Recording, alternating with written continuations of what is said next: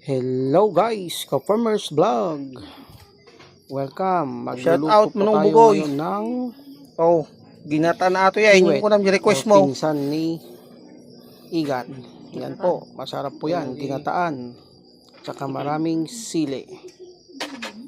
Yan po, linagay na namin yung gata ng nyog. Yan po, hinalo-halo ko.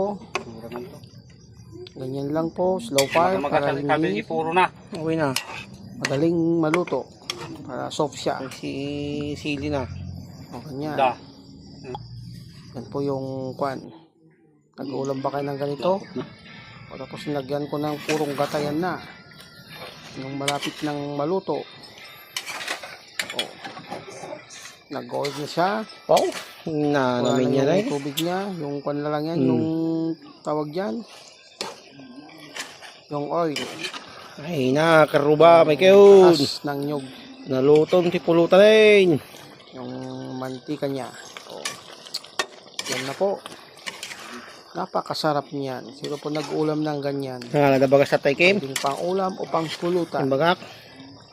Ayan po. Kiwit na ginataan. Sarap yan. Tapos may maraming sili na ilagay para ito'y may anghang-anghang.